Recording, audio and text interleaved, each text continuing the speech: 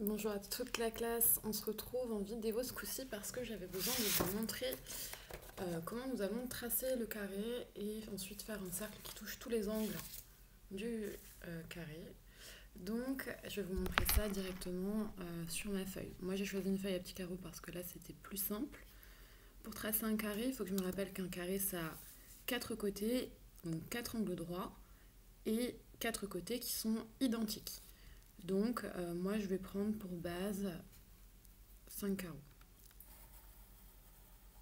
Je trace. Hop.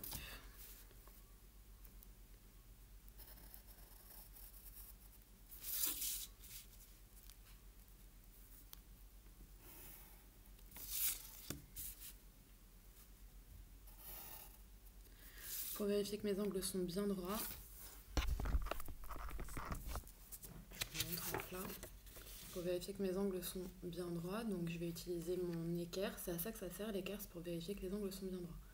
Un angle droit, ça doit suivre la forme là de l'équerre. Ça doit la suivre vraiment, pas à peu près. Donc là je vérifie. Hop. Ici j'ai bien un angle droit. Ici aussi. Ici aussi. Et ici aussi. Ça je le savais avant parce que j'ai un peu triché. Je savais que les carrés c'est forcément des angles droits et que moi je fais mon tracé sur déjà des petits carrés, donc forcément ça allait être des angles droits.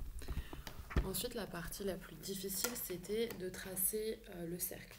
Pour tracer un cercle il vous faut votre compas. On va revoir ensemble la méthode pour tracer un cercle avec le compas. Déjà il vous faut un crayon de papier qui est bien taillé. Donc si votre crayon de papier n'est pas bien taillé, c'est la première étape. La deuxième étape, c'est quand vous le mettez sur le compas. Vous voyez, moi là, les deux, ils sont à peu près à la même place, à la même distance. Si votre crayon, il est comme ça, beaucoup trop bas par rapport à la pointe, ça va être très très difficile de le tracer proprement. Et si votre crayon, il est à peine mis, pareil, ça va rendre votre tâche quasiment impossible. Donc je fais attention à bien glisser mon crayon et à le fixer quand il est à plat avec la petite pointe de mon compas. Ensuite, pour tracer un cercle qui touche tous les angles du carré, il faut que je trouve le centre du carré. Donc pour tracer le centre du carré, je vais tracer ces diagonales. Les diagonales, c'est le trait qui va d'un angle à un autre. Tac.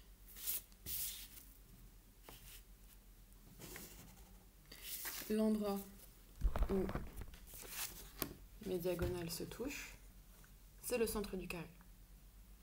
À partir de là, j'ai plus qu'à me servir de ça comme indication pour tracer mon cercle. La partie qui va du centre du carré à un angle, ça va représenter la longueur nécessaire à mon cercle pour toucher l'angle à chaque fois.